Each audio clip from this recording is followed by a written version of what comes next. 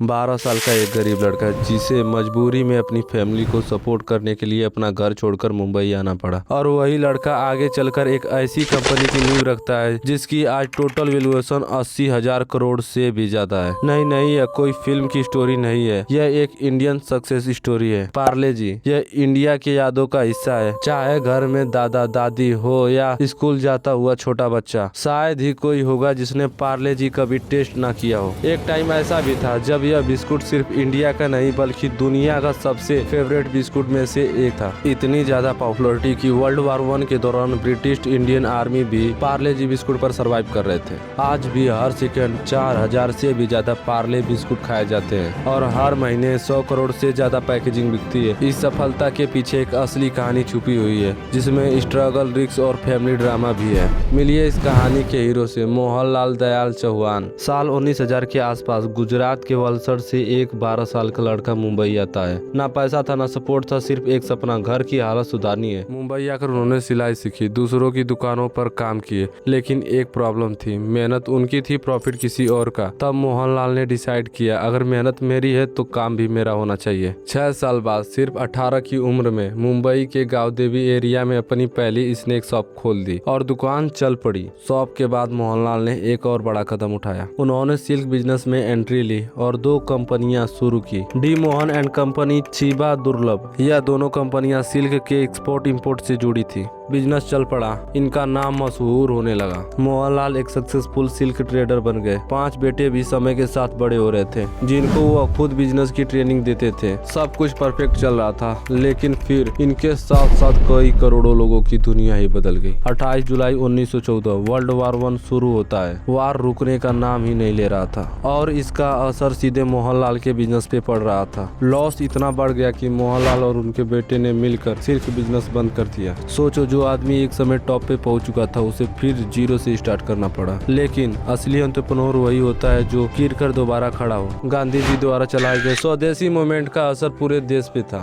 इसी से इंस्पायर होकर साल 1928 में मोहनलाल चौहान ने मुंबई के विले पार्ले एरिया में एक पुरानी बंद पड़ी फैक्ट्री खरीदते हैं। यह जगह पहले कैटल शेप मतलब कि पशु वाले थी। जर्मनी जाकर उन्होंने कन्फेक्शनरी बनाना सीख लिए थे। ईयर 1929 में उन्होंने 60,000 इन्वेस्ट करके मशीन मंगाई। फैमिली के 12 मेंबर एक साथ जुड़ गए, कोई मैनेजर बना, कोई इंजीनियर और कोई कैंडी मेकर। और पार्ले फैक्ट्री में सबसे पहला प्रोडक्ट जानते हो क्या बना? Orange candy. जाने अनजाने में यही से पार्ले कंपनी का सफर शुरू हो गया। उस वक्त मार्केट में हंटलिंग एंड और ब्रिटानिया जैसे बिस्कुट थे, लेकिन प्रॉब्लम यह थी कि यह बिस्कुट इंपोर्ट होकर आते थे और बहुत महंगे पड़ते थे। उन्हें सिर्फ राजा महाराजा या ब्रिटिश ऑफिसर ही खरीद पाते थे। आम आदमी सिर्फ देखता था और अपना जी ललचा के रह जाता था। मोहनलाल को यह सब देखा नहीं गया और 10 साल बाद 1939 में लॉन्च हुआ पार्ले ग्लूको बिस्कुट। सस्ता, टेस्टी और हर घर के बजट में फिट था। बस फिर क्या,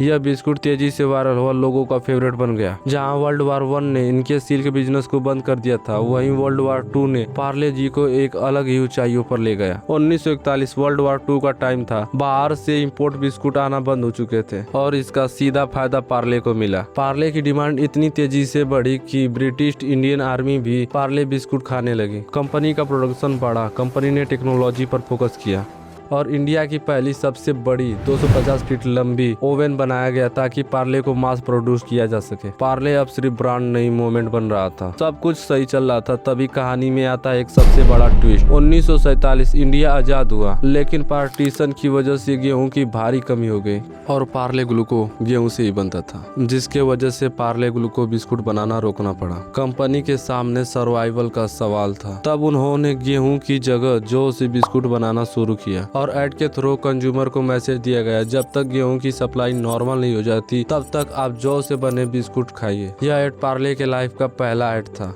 1960 मार्केट में कई ग्लूकोज बिस्कुट आ चुके थे। कस्टमर कंफ्यूज होने लगे। तब पार्ले ने समझा सिर्फ टेस्ट से काम नहीं चलेगा, ब्रांडिंग भी जरूरी होती है। पहले पार्ले बिस्कुट खुले में बिकता था, फिर वैक्स पेपर में, लेकिन ब्रांडिंग के लिए कंपनी ने स्विच कर दिया प्रिंटेड प्लास्टिक पैक पे। रेड कलर का वेपर और ऊपर एक छोटी सी लड़की। और हाँ, यह कोई रियल लड़की नहीं थी, यह एक इल्यूजन डिजाइन किया गया था जिसको मगन लाल दहिया ने डिजाइन किया था। यही पैकेजिंग आइकॉन बन गई। सबको लग रहा था कि अब सब कुछ परफेक्ट है, लेकिन सबसे बड़ा चेंज तो घर के अंदर चल रहा था। प्रॉपर्टी को लेकर फैमिली में टेंशन बढ़ने लगी, रोज रोज के नोकझोंक।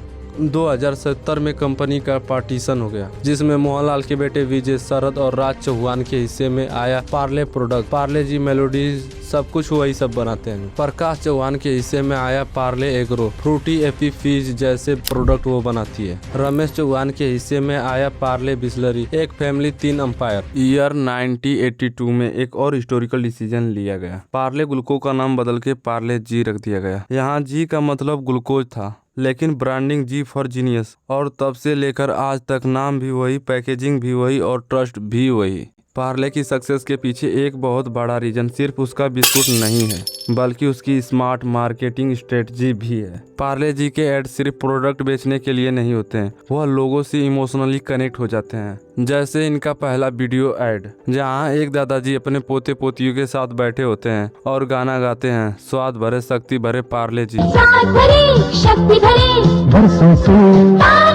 जी फॉर जीनियस। यह सिर्फ एक टैग लाइन नहीं थी, यह हर माँ बाप के दिलों को छू जाने वाला एक शब्द था। हर पेरेंट्स चाहते थे कि उनका बच्चा इंटेलिजेंट बने, और पार्ले जी ने अपने बिस्कुट को डायरेक्टली बच्चों के माइंड ग्रोथ से जोड़ दिया।